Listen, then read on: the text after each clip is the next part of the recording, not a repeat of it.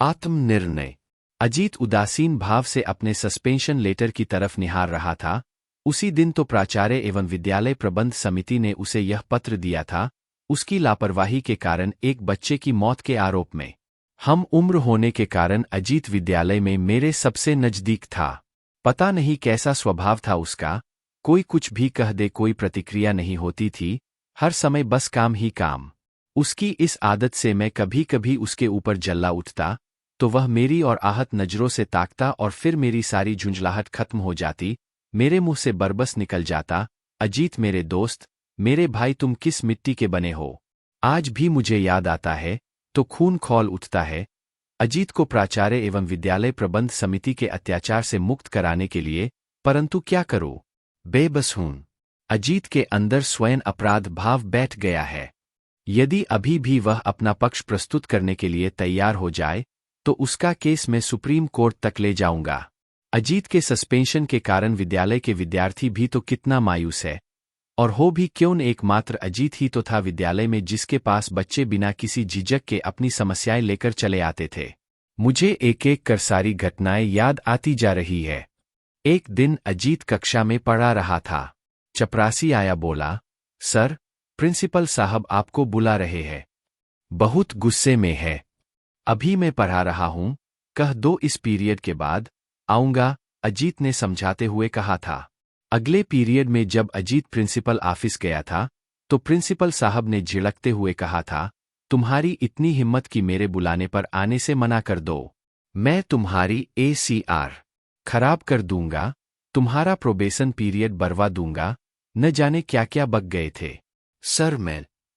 अजीत ने कुछ कहने का प्रयास भी किया था, परंतु प्रिंसिपल साहब बीच में ही हिंसक आवाज में गरजे थे, सरवर कुछ नहीं, याद रखो मुझे स्पष्टीकरण सुनने की आदत नहीं।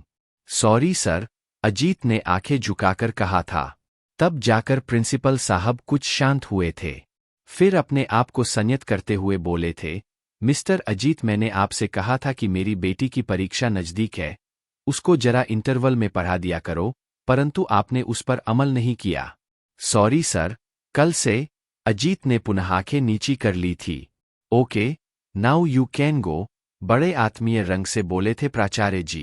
अजीत ने स्टाफ रूम में मुझे अकेला पाकर बड़े सहज भाव से बताया था। घटना वाले दिन की बात है। अजीत दूसरे तल पर क्लास लेने गया था। क्लास में पहुंचा ही था कि चपरासी आया और बोला, सर, प्रिंसिपल साहब आपको बुला रहे हैं। अजीत समझ गया था कि उसने 2 दिन से प्रिंसिपल की लड़की को पढ़ाया नहीं था, इसलिए ही बुलाया होगा।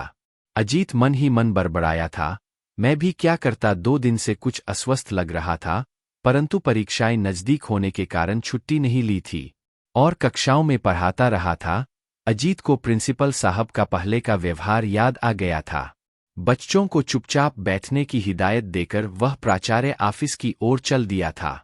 अभी वह ऑफिस तक पहुंचा भी नहीं था कि कक्षा का मॉनिटर हांफते हुए दौड़ कर आया, बोला, सर, अखिलेश खिड़की से नीचे गिर गया है। वह रद्दी कागज फेंकने खिड़की के पास गया था, पता नहीं कैसे नीचे गिर गया। वो, उसके सर से बहुत खून निकल रहा है, सर। एक ही सांस में सब कुछ मॉनिटर ने बता दिया था अजीत से। अजीत दौड़ा था मॉनिटर के साथ अखिलेश की ओर। अखिलेश ने अस्पताल पहुंचने के पहले ही दम तोड़ दिया था। उस दिन सारा स्टाफ शामिल हुआ था अखिलेश की अंतिम यात्रा में। दूसरे दिन तक यह खबर पूरे अभिभावकों में जंगल में आग की तरह फैल गई थी। अभिभावकों में घटना के प्रति आक्रोश बढ़ रहा था। आनन-फानन प्राचार्य एवं विद्यालय प्रबंध समिति की मीटिंग हुई थी। अजीत को भी बुलाया गया था उस मीटिंग में। मैनेजर ने अजीत से पूछा, आप कक्षा में क्यों नहीं गए थे मिस्टर अजीत? सर, वो प्रिंसिपल साहब ने बुलाया था, बड़ी मुश्किल से कह पाया था अजीत इतनी बात। तो क्या मैंने कहा था कि कक्षा छोड़कर चले आओ? मुझे क्या पता था कि तुम कक्षा में हो, गरज कर बोले थे प्रिंसिपल साहब। उसके बाद अजीत कुछ नहीं बोला था। प्रबंध समिति ने सर्वसम्मति से निर्णय लिया था कि अजीत की कार्य में लापरवाही के कारण बच्चे की मौत हुई है, अतः उसे सस्पेंड कर दिया जाए। इससे अभिभावकों का आक्रोश भी कम हो जाएगा। तुरंत अजीत का सस्पेंशन लेटर बना था, जिसकी एक प्रति उसे देकर उससे लेटर की पावती ले ली गई थी। शाम को जब मैं अजीत को उसके कमरे पर छोड़ने गया था तो अजीत ने मुझे घटना का पूरा विवरण सुनाते हुए निर्णायक स्वर में बोला था, मैं विद्यालय प्रबंध समिति के निर्णय के विरुद्ध कुछ नहीं करूंगा, क्योंकि मैं स्वयं अपने को दोषी मान रहा हूं। शायद मुझे प्रिंसिपल साहब के बुलाने पर कक्षा छोड़कर नहीं जाना चाहिए था।